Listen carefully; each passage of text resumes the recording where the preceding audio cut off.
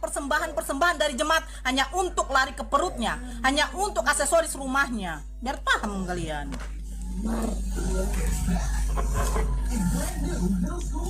Assalamualaikum warahmatullahi wabarakatuh. Waalaikumsalam warahmatullahi wabarakatuh. Tenangkan Jangan roh kalian tantang kudusnya. saya. Tenangkan roh kudusnya kakakku. Cup. Tidak, sudah penghujatan. Mereka mengatakan Allah Subhanahu wa Ta'ala itu adalah ilah, sementara mereka nggak tahu kalau Yesus Kristus itu adalah ilah palsu. Yesus tidak bisa berbuat apa-apa.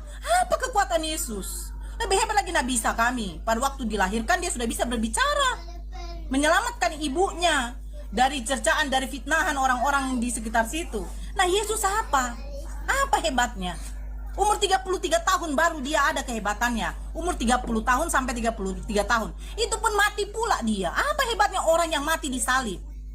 Tidak bisa dia bebas dari penyalipan. Apa hebat orang seperti itu? Apa yang bisa dijadikan juru selamat dari situ?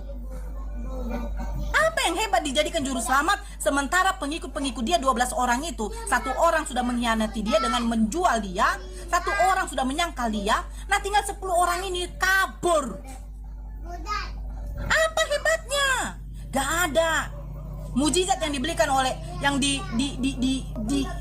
diberikan oleh Allah kepada Nabi Isa ataupun kepada Yesus itu hanya diberikan kuasa, segala kuasa di surga dan di langit di bumi telah diberikan kepadaku. Lah dia aja menerima kuasa. Itu masa bisa Tuhan menerima kuasa? Tuhan menerima kuasa dari Tuhan. Tuhan berdoa kepada Tuhan. Pakai otak. Jangan pembodohan besar-besaran di sini, ya. Menurut saya, mualaf seperti ini lebay ya. Cocok kalau dia ini bergabung dengan komplotannya Kainama. Kenapa? Ya kalau dia udah mualaf, ya mualaf aja. Nggak perlu melakukan hal-hal yang demikian, menjelek-jelekkan agamanya yang lama dan merasa dia sekarang paling benar. Kalau mualaf aja, silakan, nggak ada yang ngelarang. Dan yang paling penting adalah ketika jadi mualaf, belajarlah agamamu yang baru sebaik-baiknya. Belajar ngaji gitu loh, paling enggak ya. Kurangi hal-hal yang demikian. Kalau saya melihat ibu ini memang kayaknya sakit hati banget dengan kekristenan karena dia merasa ditipu 20 tahun. Katanya ya, aneh, ditipu sama pendeta 20 tahun katanya dia ini. Dia ini merasa sakit hati karena Allahnya itu dikata-katain sama orang Kristen katanya. Siapa yang ngata-ngatain ya? Sehingga dia mengatakan bahwa Yesus itu adalah ilah palsu, kata dia. Yesus itu adalah tokoh sejarah, tokoh sentral dalam sejarah. Dan semua kehidupannya, bahkan kematiannya, kebangkitannya itu tercatat bukan hanya di dalam Alkitab, tapi itu fakta sejarah. Yesus Tuhan itu bukan buat-buatan atau diangkat jadi Tuhan di Konsili Nikea. Tidak, itu tidak pernah terjadi. Karena Yesus adalah Tuhan, kamu mengakui ataupun tidak, kita mau menerima ataupun tidak. Kenapa? Karena dia ini adalah Sang Firman yang datang dan keluar dari Allah. Sang Firman yang turun menjadi manusia. Kalau dia Sang Firman yang keluar dan datang dari Allah, bukan Allah, lalu apanya Allah, Bu?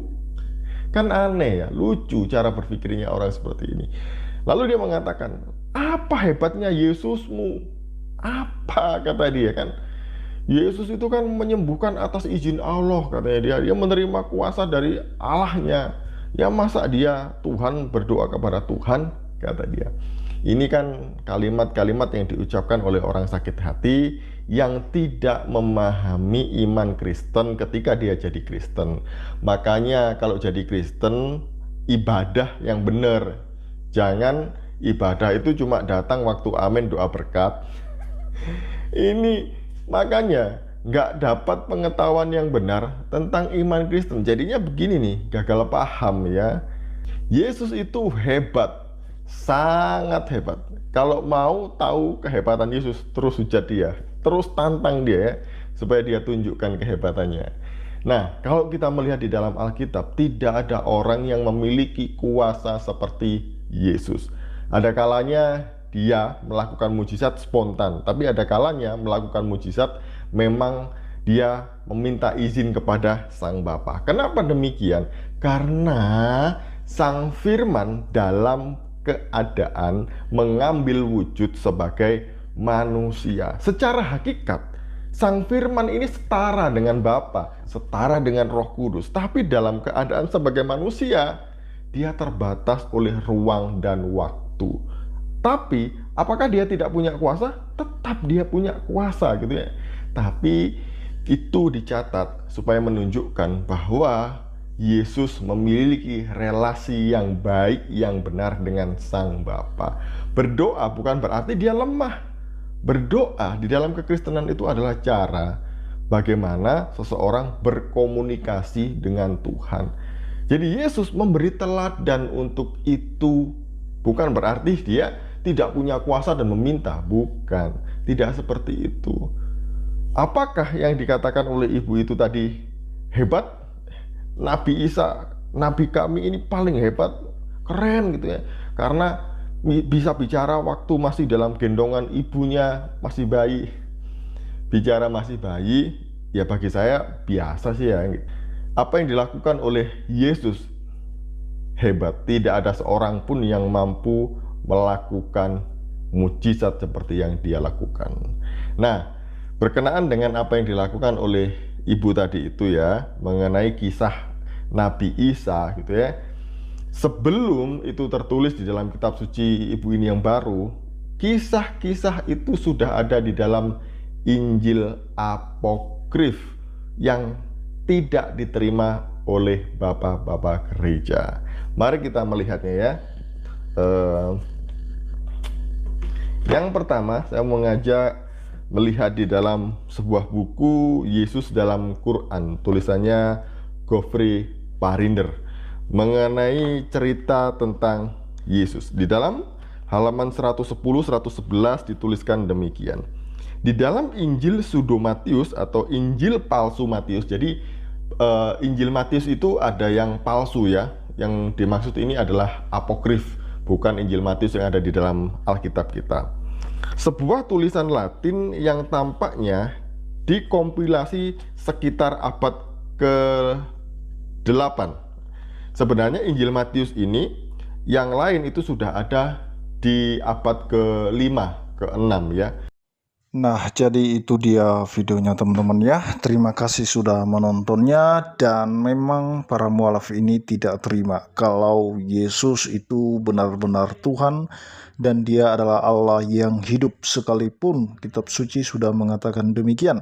Seperti yang dibahas dari awal oleh para mualaf terkait ayat Matius 28 ayat 18, di mana Yesus berkata di sana, "Kepadaku diberikan segala kuasa, baik di sorga maupun di bumi," yang artinya bahwa Yesus itu adalah benar-benar Allah yang maha kuasa ya, seperti yang tercatat di dalam kitab Wahyu, di mana Yesus sendiri di sana mengakui bahwa dia adalah Allah yang maha kuasa. Kita lihat dalam Wahyu 1 ayat 8, di sana dikatakan oleh Yesus, "Aku adalah Alfa dan Omega, firman Tuhan Allah, yang ada dan yang sudah ada dan yang akan datang, yang maha kuasa."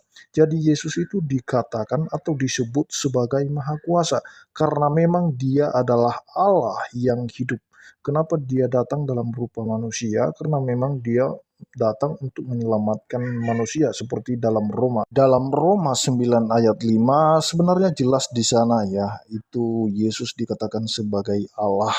Dan kita lihat dalam Roma 9 ayat 5, di sana dikatakan mereka adalah keturunan bapa-bapa leluhur yang menurunkan Mesias dalam keadaannya sebagai manusia yang ada di atas segala sesuatu.